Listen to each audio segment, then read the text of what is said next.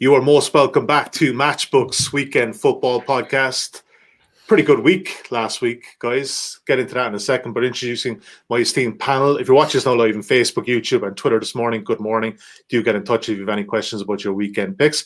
Mr. Adrian Clarke, top right of your screen. Good morning, Adrian. How are you? Good morning, boys. Yeah, all good, happy. Also joined by We Love Betting's Mark O'Hare. Busy week for Mark, obviously, with the Champions League as well.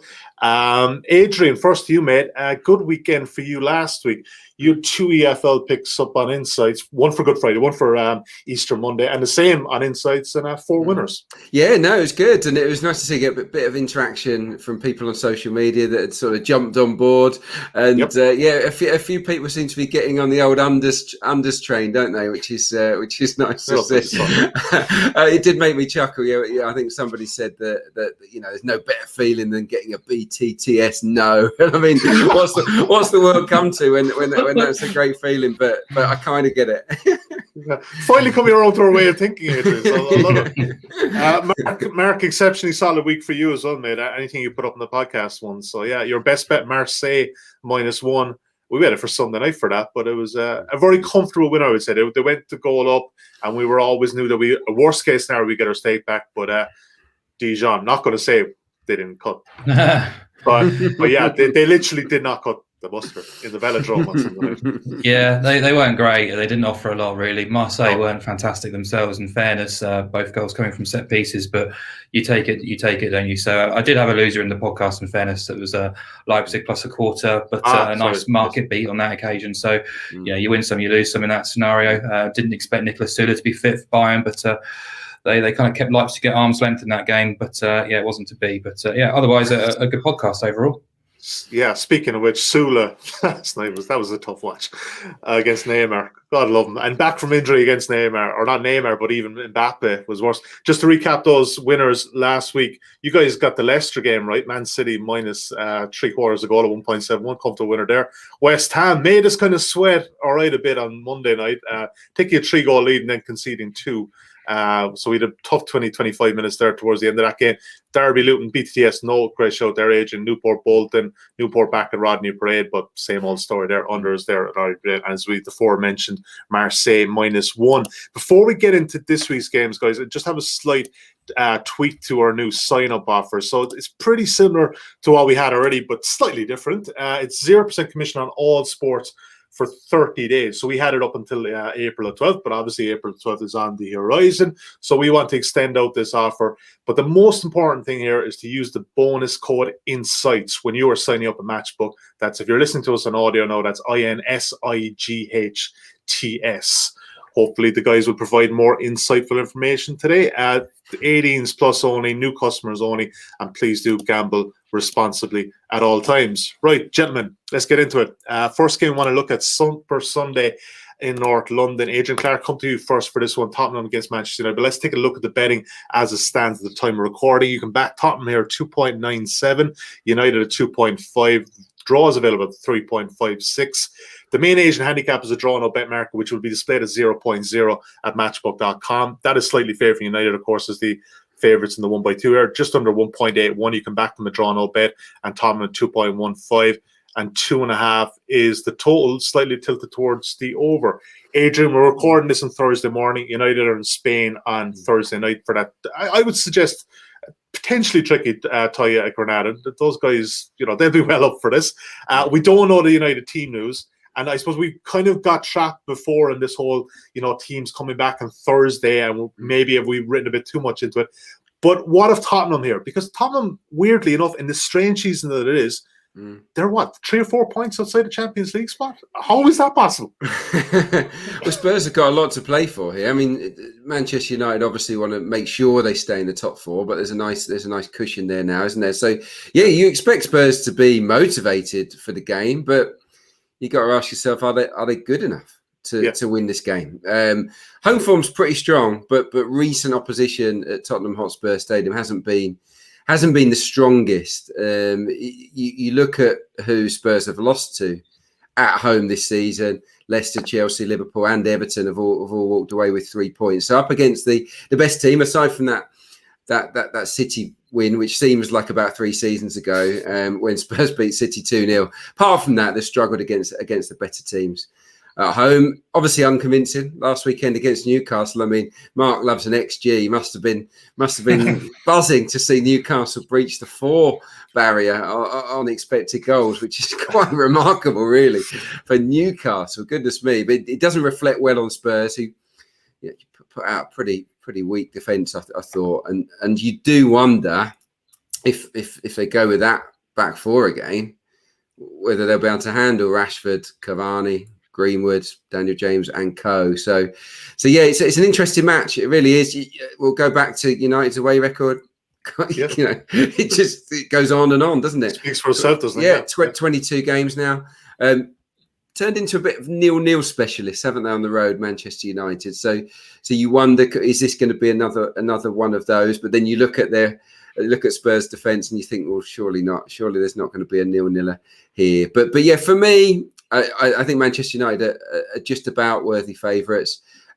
Because the Manchester United draw no bet falls into, I think, a backable price. I think that's where I'd lean on the basis of this incredible run and the fact that Spurs. I don't think looking at the form book, you can really have a lot of confidence in Tottenham Hotspur at the moment. Harry Kane's playing brilliant.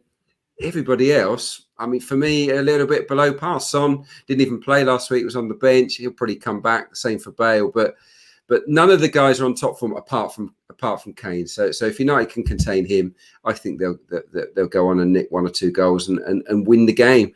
You could get under 2.75 last night when I was looking at around about 1.8. But for me, Man U draw no bet is the pick. Although you could make a case for the draw, obviously at 3.54 if you want those longer odds, but my pick would be Man U 0.0. Yeah, we get to keep the draw inside there as we get your money back. 2.75, just as a matter of interest, 1.81 now, so it has been chipped a small bit away, but still a backable price. Marco here, what do you say on this one? Like I said again, are we going to read too much into the Europa League on Thursday nights, or is it just United probably just that bit too strong here for Tottenham on Sunday? Yeah, I think I'd echo almost everything Adrian said, really, in terms of the bet selection and the analysis too, which is really quite comforting, actually. Just on that draw with Newcastle from Spurs, I mean, the XG was really, really alarming, particularly without Wilson or Sam Maximan starting for Newcastle. But the manner of the performance as well, they conceded 17 shots in the box. I mean, that's concerning in itself, even if you don't like XG. That's awful. And I guess the saving grace really from Spurs is I'm always a little bit sceptical about results and performances immediately after the international break for obvious reasons. But still, I think there's bigger issues at play here because it's Mourinho really, and I think he didn't really conduct himself in the best manner post match again. I appreciate he's frustrated, but to behave in the way he did, probably not recommended. We've seen Frank Lampard throw players under the bus earlier this season, pinned the performance on the players, not himself, and that didn't end too well either. So, yeah, I looked at the 11s, and when I saw that back 4 for Spurs, there was alarm bells, really. And I guess the saving grace from Spurs is Son was on the bench and should be back in available this weekend. I agree with Adrian, Kane's been the standout player, but I thought Højbjerg was probably the only other one to come out of any sort of credit recently. But Son and Kane, between them, they've scored and assisted 40 of their 51 Premier League goals, which is quite mad, really, the reliance on those two to perform up top. But also, I think there is fractions behind the scenes, and I think we learned as much via sort of the absence of Alderweireld last weekend and the mixed messages to the press that came out about why he wasn't playing. So, yeah, top 4 isn't out of the question for Spurs, but you just got to have a huge amount of faith in this team to produce because in the current guys, 8 wins from 21 and 7 defeats from 11 against the top 8. They've scored 1 goal or 0 goals in 8 of those 11 against the top teams. They rank 8th in terms of non-penalty expected goals ratio. Their process is just 52%, which is just not good enough for a team chasing the top 4. And then, you look at United and against the same bracket of opposition, the top 8, they've lost once in 11 and kept clean sheets in 6 of those 11 too. So, just 4 Premier League defeats all season, 1 Premier League loss since the 1st of November, peculiarly against Sheffield United. We've doubted them enough times, but they have to be respected. They just keep accumulating points, and they're doing so as well when falling behind. 25 points earned from losing positions, which is phenomenal, really. So if they are a bit leggy after Thursday night in Granada, you're not going to sort of discount them from getting back into the game because they're doing it time and time again. But yeah, just to round it off, I too would be looking to United +0 on the Asian handicap. I too would look at under 2 3/4 goals, but on the United price as well. They're 2.5 just to win the game, which is quite big considering Chelsea and Liverpool were evens to win there in January and February. So I don't think United are a million miles off where Chelsea and Liverpool were coming into this match against Spurs during January and February either. So yeah, very much United based. And they've got to get their own back, haven't they? I mean, for that 6-1, I mean, goodness me. And that's why I think under 2.75 is an interesting play, because I know it's a long time ago, but I certainly feel that United will set out to be much sturdier than they were the last time they met Spurs. And we know that Jose, well, in these kind of games, he doesn't exactly go gung ho, does he? So it's an all Big Six game, isn't it? And the amount of times these two teams have produced unders or a 0-0 in all Big Six matches, I haven't got the figures to hand, but I think they're pretty much dominating those two stats when the Big Six clash this season. Yeah, you've talked me into the unders as well, guys. Going to put in 2 for this game. I think there's solid looks there and a solid reasoning. And I wonder too, Mark, with that price at 2.5, I just do believe that the fact that Tottenham are out of the Europa League, they have tonight off. Maybe it's just built into that they're getting a bit of rest. That being said, rest or whatever, there still seems to be a bit of potential turmoil there. And yeah, I'm with you guys on this one.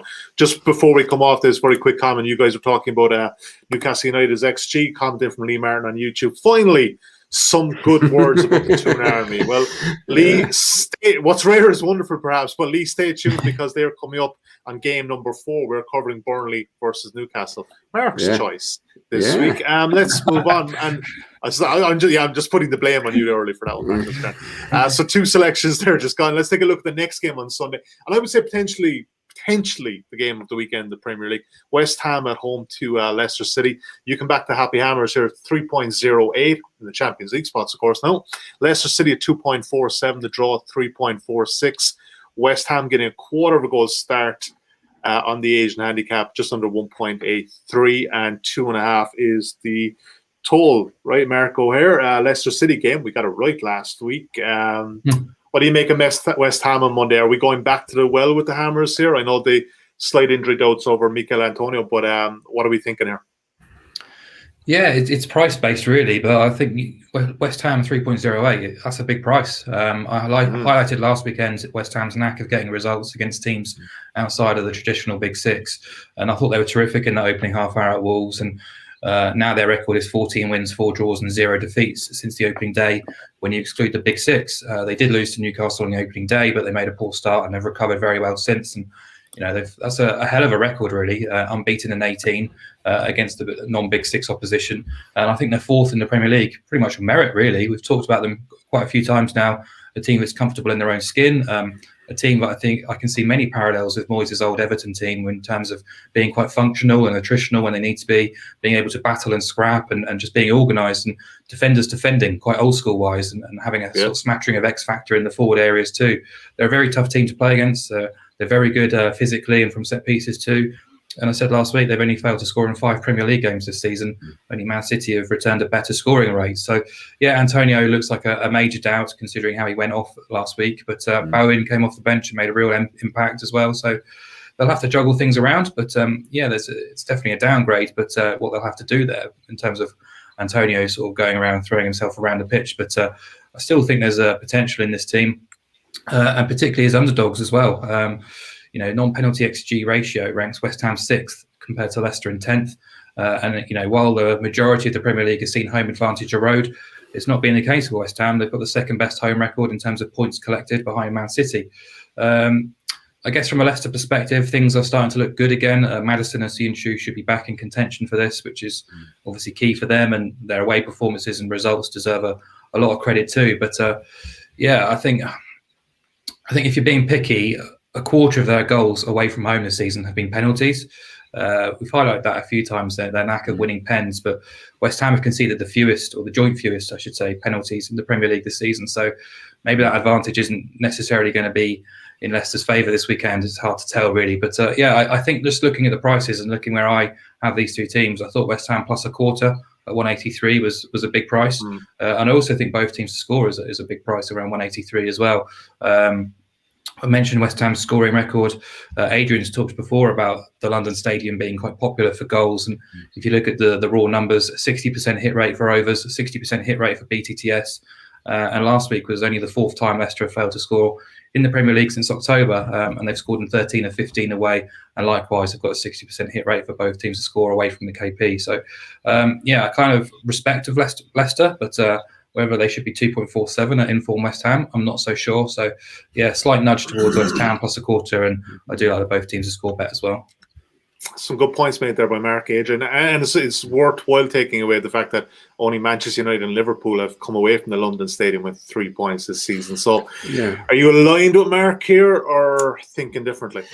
I'm aligned on point 2, which is the both teams to score. I'm really confident about that one. That's what I had down here. That or overs, over 2.5 is 1.99. Mark took this, read the stats out that I would have referenced in terms of overs as well. 60% of West Ham's home games have gone over 2.5. The average actually at London Stadium is 2.93, so almost 3 goals a game there this season. And Leicester's away games have been quite high scoring. They average 2.73. The reason I am less confident about West Ham win is a little bit like the Manchester United scenario. You've got to respect Leicester's away record. For all of West Ham's strength at home, Leicester have got the second best return away, and they've only had one no-show away from the King Powers at Liverpool. 3-0, got pumped, didn't turn up. But that was ages ago. The other games, particularly against the better teams in the division, they've gone with good game plans and they've managed to sort of nullify. Declan Rice being missing didn't matter massively at Wolves because they were so good going forward, but they still did concede a lot of chances to a Wolves team that don't make that many. Let's be honest. No, I'm not pinning it on Mark Noble, but he's not Declan Rice. He's not Declan Rice. No, Mark Noble played pretty well, but he's not Declan Rice. And you break up that Rice-Souček partnership, and for me, it plants a big seed up there. And Antonio, if he is missing, that's a huge question mark against West Ham. Even though Bowen came on and did well, Antonio's the main man for me at West Ham. The set piece threat is real, and I think that Leicester are terrible really at defending them. So that gives West Ham hope. Of course, West Ham won 3-0 as well in the reverse fixture. So for me, I'm not sure who's going to win, but I do see goals. For the sort of data that Mark trotted out there, I think you've got to be looking at either both teams for scoring or over 2.5 here. I think it should be a cracker. Yeah. Let's do that. Let's do BTTS and just split the difference there on that one. And I can see both sides of the argument there. I would say, Adrian, no. The only thing is, are Leicester really a 2.47 shotter? That's the only thing I would say. Price. Fair enough. I'm looking at the game. Look, Mark's been at this a lot longer than me, and don't get me wrong. I love that contrast, by the way. I do love that contrast because I think people get a good sense of it that you're not data driven on that and the price, but you're getting a sense, and that's why you do so well with your EFL picks, by the way. Yeah, for me, just I look at it in a footballing sense, and for me, I think this is a 50-50 game. I wouldn't have that much confidence in West Ham, but more to do really with Leicester's quality on the road. They've been consistently really good.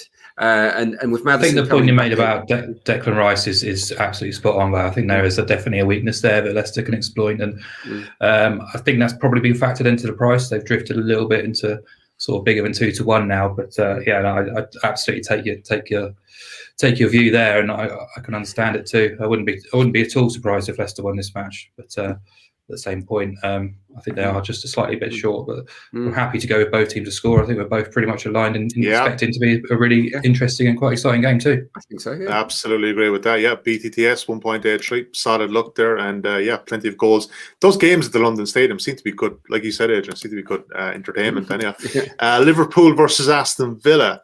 Adrian, this is your choice, sir. So let's come to you on this first. But let's take a look at the betting. Liverpool.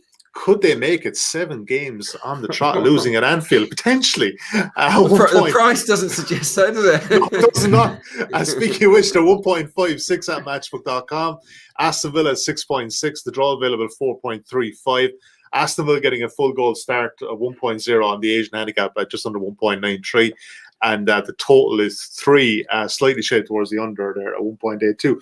Adrian, I mean, the last time Liverpool lost 6 games in the draw was the season 1953-1954. It was small, but we don't really remember that. But they did get relegated that season. They're obviously not going to get relegated this season. But I mean, I don't know. Like they win the 3-0, at the Emirates, which game obviously you covered. Then they go away to Madrid and they do that. And it wasn't even like, look, don't get me wrong, Madrid were good, but Liverpool just made it so easy for them too.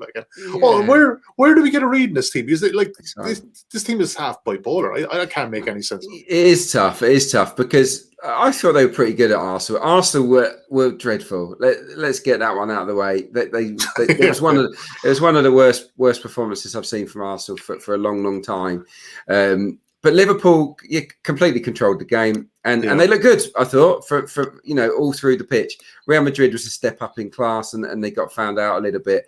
They're coming back down in class. Let's get that right here. Yes, that's fair. Yeah. Aston Villa are not playing well. I know that they beat Fulham 3-1 last time out, but there's still no Jack Grealish, and for me that's still quite unconvincing. They've not exactly been full of goals. Obviously, they come with a quick fire double from Trezeguet. For me. I fancy Liverpool to win a tight game. Liverpool obviously will have one eye on the Champions League return leg with Real Madrid, because it's in their heads that they can come back. It could be another famous glory night at Anfield, couldn't it? So you wonder whether they'll be slightly distracted and certainly prioritising that game. I just get the sense that they want to get through this and with something to spare. Do you know what I mean? I see a low-key match here between Liverpool and Aston Villa. It's like, let's get this done. Let's not extend ourselves too much. We'll control it. We'll nick the game, and we'll move on to Real Madrid, where we'll really, really go at them. That's how I'm seeing it. You look at the data as well. 7 of the last 8 Liverpool home games have finished under 2.5 goals. So Anfield's not been exactly full of it. Villa, I just feel that the line at 3, even though it's 7-2, obviously in the previous match, I think the line at 3 is quite high for me. For a Liverpool team that might just be holding something back. We don't know who they're going to play. Of course, there might be a little bit of rotation here. Love Jota, by the way. I mean, what a rate he's scoring at. I mean, he's scoring at a faster rate than Mo Salah, who just rattles them in, as we know. So that they've got goals there. But for me, I see quite a poor game here between a slightly out of sorts Villa that are feeling their way back into form against a Liverpool that might have one eye on that Champions League game. And also, of course, they will not want to make history or even more history by losing a 7th home match in a row, which is just crazy. I just cannot see Liverpool losing this. My pick would be under 3. I think it around 1.82. 1.82, 1.82. That would be my pick. Interesting to hear Mark's thoughts though. Yeah, and Adrian did select this game for his slate, so I'm not totally sure if you've got a massive lean on him, but anything to add on that? And obviously, Mark, look, when Adrian did pick this game, it was Tuesday. Liverpool played on Tuesday night, so a bit has changed since then. Yeah, I mean, I've got to hold my hands up on the last two, on the last week's podcast and also on the Champions League podcast. I've called Liverpool totally wrong twice. Expected Arsenal to give them a good game last weekend. Didn't happen. Expected them to give Madrid a good game midweek. Just didn't happen at all. So scratching my head a little bit. But I mean, what can you say really if it hasn't already been said? I think they were very, very naive midweek against Madrid. Just so easy. I know everyone's sort of lauding Toni Kroos for his pinpoint delivery, but the defensive line and the positioning of the players as well, just abysmal really. And sure, they were better in the second half, but they were only good in the second half when the game sort of descended into a bit of a basketball style game, sort of toing and froing, counter-attacking each team. As soon as Madrid scored the 3rd goal, they shut the game down and Liverpool offered nothing again. So yeah, I am struggling a little bit in terms of a way in, but I did have the under 3 goal line scratched down as a potential play here. But again, it all depends really for me on Grealish, because if Grealish is playing, I think Villa, I mean, the price and the line is probably gone now. It was Villa plus 1.25 at 173 on Wednesday afternoon, which I thought looked really impressive. But that's kind of moved away a little bit now, because Liverpool actually went off at 1.67 at home to Fulham in the last Premier League game at Anfield, which is incredible, really. And they're 1.54 here. So the market's basically saying that Villa are a worse team than Fulham. I'm not buying that at all. I know the recent record at Anfield is dreadful. That's going to end at some point. But that was something I looked at. But again, it depends on Grealish, and Dean Smith keeps giving mixed messages about when he's going to be fit and available. But just on that, if you were interested in if that price does bounce back, Villa have only lost 4 games by 2 goals or more. They've got the 3rd best defence in terms of goals conceded, and in terms of clean sheets kept, 14 already this season too. So that kind of buys into what Adrian's saying there about this game kind of going under. Villa know how to defend, and if Grealish is missing, they're going to be blunt a little bit going forward. Yeah, away from home as well, Mark. They've only lost by 2 goals once, and that was against Manchester City, 2-0. Yeah, so and they played really well home, that game as well. Yeah. So away from home, they stay in games. They're pretty well organised. If you're coming up against a Liverpool team that might just be sort of feeling their way through it, that again, I feel it would go against the grain for Liverpool to win this one 4-0. Put it that way. and can you really see Villa, especially if Grealish doesn't play, scoring a number of goals here? I'm not sure. Even though Watkins has got good pace, they've not been that fluent, have they, going forward? So. Yeah, I agree with what you said there. I think unders is probably the play here. Yeah, and even that Liverpool rearguard, I don't know. It was a tough watch to Tuesday night, wasn't it? It was, but then the other games have been all right. Yeah, exactly. Kabak and Phillips had been good, but Real Madrid it's a step up in class, isn't it? No, that's fair. That's fair. Yeah, I just kind of thinking back to that first goal where Kroos's ball. In between it, that was just brutal stuff all there. Yeah, all right, fair point. Let's take on the 3. So at 1.82, we've already flagged this game out. So Burnley, Newcastle, Turf Moor. I won't be watching, Mark. But I will say, Adrian. You went under 2.5 in Burnley Southampton last week. That was a 5-goal killer on the same areas. That was half time. I was absolutely gutted. I couldn't believe what I was seeing. I checked my phone. I was like, no, that can't be right. For me, it had 0-0 or 1-0 written all over it. So, I'm with you. Totally with you. Premier League, it's tough. It's tough. You can't get them all right, can you? Absolutely, and that's why we like betting the EFL as well. 2.39. You can back Burnley here. Turf Moor. Newcastle United 3.64. The draw available at 3.26. 5 of 5 Burnley home games have gone draws. Their last 5 games. Burnley giving up a quarter of a goal here, so obviously Newcastle getting a quarter of a goal. Scared 1.91. 2.25 is the under, slightly shaded towards it again. Mark, where I suppose prior to last weekend, I would have said surely this is a nailed on under, but I don't know now. It's you're talking about Newcastle's XG last week, and Burnley seemed to be kind of letting in goals and scoring as well. So don't tell me we're backing you over in this one, surely. Do you know what? When I picked this game out first, I thought massive game at the bottom of the table. It's going to be really interesting. I didn't look at the prices, didn't look at the lines. I just thought these 2 teams in this match deserves a bit of a spotlight, really. Yeah. It's a really big game, but one thing we can't control, which I do think might have a small effect on this match on Sunday, is Fulham play on Friday night against Wolves, and we don't obviously know how that game is going to go. And I think that could have a small bearing on it, because if Fulham were to win that match, this game becomes absolutely enormous. But also, if Fulham were to lose that game, these 2 might feel like they've got a little bit more freedom to play with. I'm obviously speculating there, and the overriding feeling for me is this is going to be a tight game. Newcastle have showed a bit of a different side to their game in recent weeks.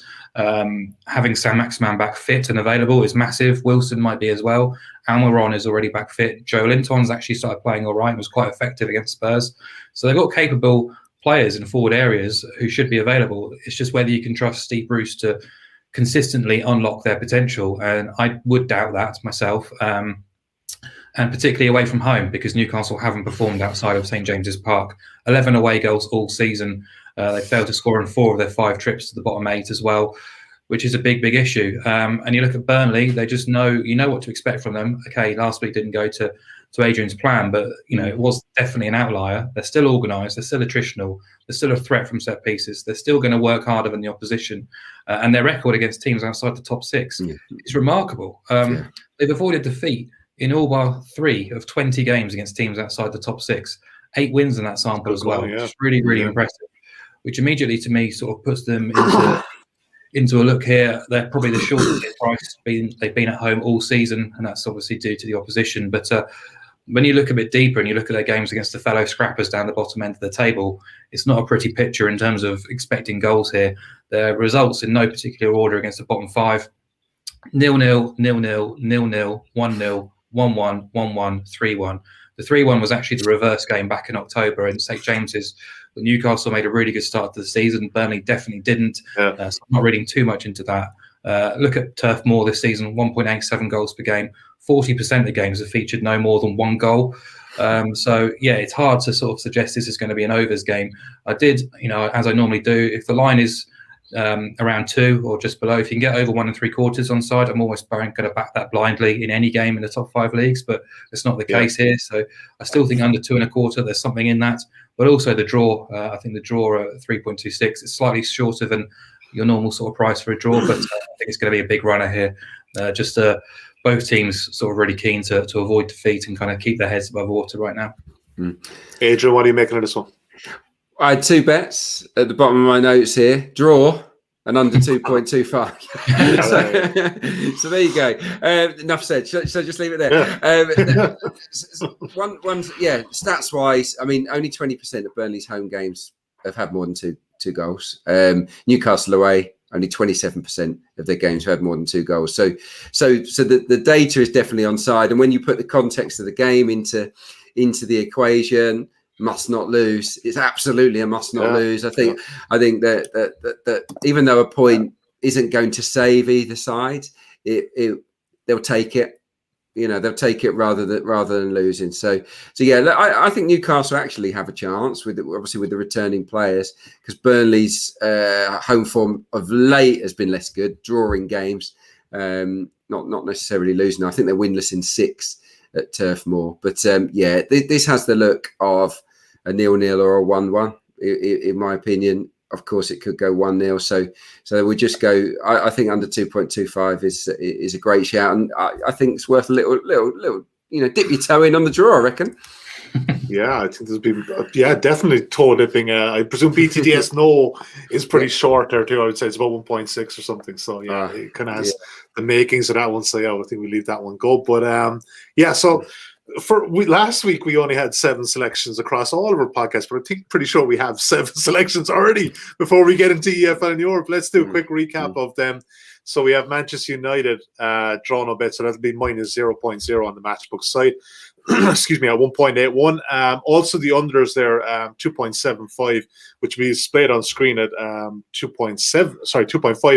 3.0, 1.81. West Ham versus Leicester, BTDS 1.83. Liverpool Villa on the 3 goals, 1.82. Burnley versus Newcastle. I actually spelled Burnley wrong there on my ticker, guys. That's unforgivable. I'm not the only one that's ever done that, by the way. Burnley versus Newcastle draw 3.26. I'll tidy that up in a second. And under 2.25 at 1.82. My apologies to the Burnley fans and the Burnley natives up there in the northwest. Adrian Clarke, EFL made. There's an unders double you're liking, a League 2 unders double, no less. It got me excited this morning. We're telling me. Well, I've just done it for you. I know you love it. You absolutely love it. Well, if you didn't do it on the podcast, I was going to text you anyway. So look, I'll just save me texting you. Well, the powers that be at Mashbook are obviously pricing. They're pricing things accordingly. And I looked through all the games that I fancy unders in, and normally it's a lot in League 2, and you can't get a lot of bang for your buck at the moment because they keep coming in. So that's why I'm drawn to the double. Okay, unless you can always go the accumulator route, which is, I know myself and Mark take that on, don't we? The under 3.5 is always a good shout. But anyway, here I just want to pair 2 matches that I have strong fancies for the unders.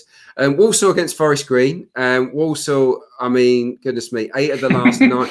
I mean, so they got a caretaker manager at the moment, Brian Dutton. He's made them solid, but They just can't score. They sold Adebayo to Luton, who was their best striker. 8 of their last 9 matches have gone unders. Forest Green have just lost their best striker, Jamil Matt. He just mashed up his hand in the Bolton game. It's horrendous. He's out for the season. Don't have a lot of backup. 4 of their last 5 games have gone unders. They look a little bit shot shy at the moment, Forest Green. So for me, yeah, that one has very much the look of a low scoring game. Over the course of this season, by the way, Walsall, just 33% of their games have gone over 2 goals. So yeah, Walsall versus Forest Green. The other one's Salford Stevenage. I mean, Stevenage and Salford have been great value for those that love an unders in League Two. They keep coming in, Salford and Stevenage. You look at their stats. Salford last 9 games on the trot, under 2.5. Stevenage have started to get a little bit more free flow in, but still 5 of their last 7 have gone unders. So again, Salford changed managers to Bowyer, more pragmatic coach. Stevenage have been tight all season. So yeah, I don't see Goalfest there. So yeah, the double, as Sully reliably informs me, comes out at 2.4. So better, isn't it, than backing them individually at 1.5, 1.6 or whatever they were. So obviously you got more chance of losing, but I like it anyway. It's a bit of fun. Yeah. Absolutely. I wouldn't steer it clear. Have you got another one there? For I certainly have. Yeah. Got in the Championship, Millwall Swansea is the game that I've picked out. Millwall are on a charge. They've won 3 on the spin. Much better at the moment under Gary Rowett. But what stands out for me is how tight they've been at home against the best teams. The Swansea is still in the playoff picture. 9 games at home to sides in the top half at the New Den. 9 games. How many goals have Millwall let in against the best teams? 5. 5 in 9 matches, which I think that's just a testament to their excellent organisation. Swansea can't hit a barn door at the moment. They're knackered. The forwards have to play every week because they don't have the depth.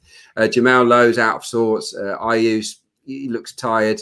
They're bereft of confidence, and they've not been great at the back either. They're really out of form, Swansea. So for me, looking at this, because Swansea have been the better team over the course of the season, they're 1 match away from turning it around, of course. But I like Millwall draw no bet here. They've only lost 4 home games all season, Millwall.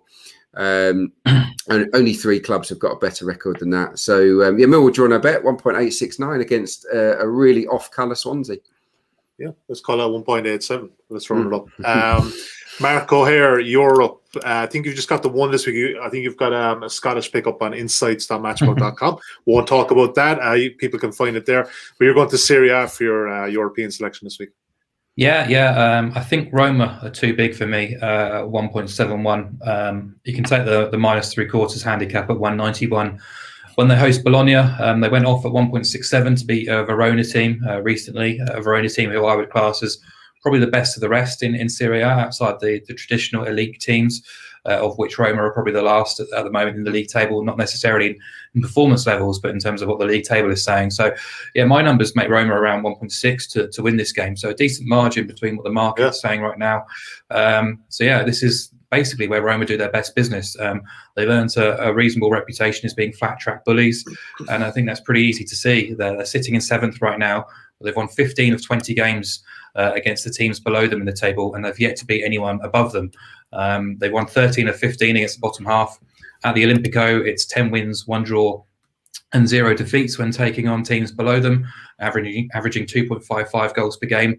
So really strong figures there. In terms of non-penalty XG generated, they rank 3rd in the league. And they're playing a Bologna team who concede 1.5 non-penalty XG per game, which is obviously pretty poor. I know Sinisa Mihajlovic won't really want his team to be on the beach just yet. He's a very demanding coach and obviously quite a feisty character. But the reality is Bologna are going nowhere right now. They're safe in the table. Away from home, they've lost 8 of 15 already. They've lost 9 of 11 against the top 7. They were smashed 5-1 in the reverse in Bologna, and they've lost all 5 away against the top 7 by an aggregate 12-3. So, yeah, I'm expecting Roma, who've still got plenty to play for in terms of qualification for Europe, particularly the Champions League is still up for grabs, the top 4. So, yeah, I expect them to do a job. If you're that way inclined, just back Roma at 1.71, but I'll take it a little bit bigger and take Roma minus 0.75 at 1.9. Yeah, that sounds good. Loving the Il Gelorossi scarf over your right-hand shoulder at the moment as well, Mark. Very well played. Very well played, sir. Proper club, Aaron. Proper club. Weekend best bets. Adrian Clarke, back to you, mate. Last week you threw a bit of a curveball, went back into the Premier League. I did go back into the Prem, and it didn't pay off. No. The best bet. I'm going to go with something. I've got 3 in mind for my insights column. It's going to get narrowed down to 2. So I don't know if it's going to make it in yet. I'm going to write it later.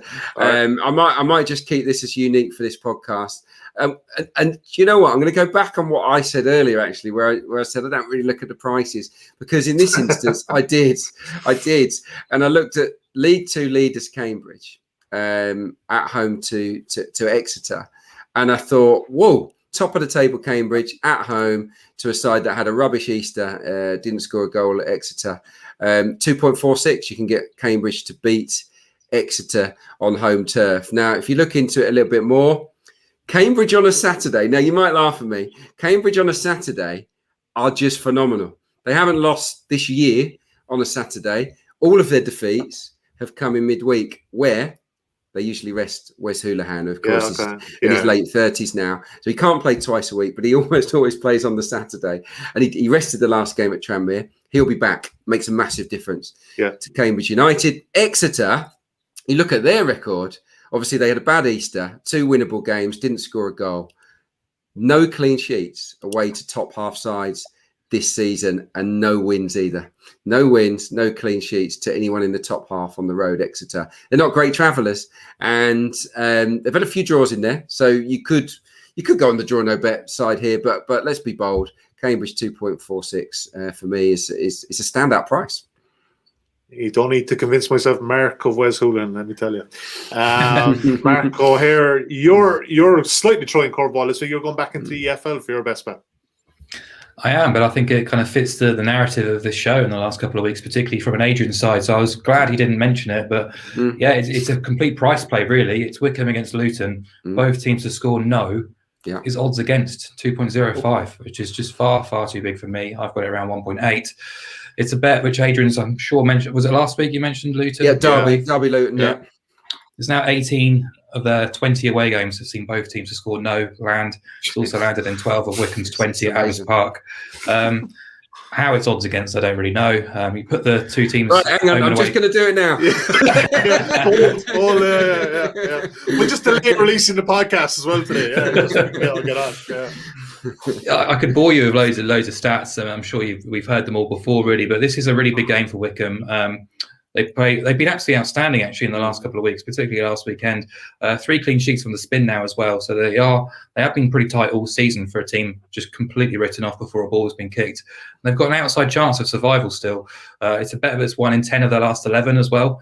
1 in the reverse game at Kenilworth Road as well. And Luton, who are as good as safe, or they are safe.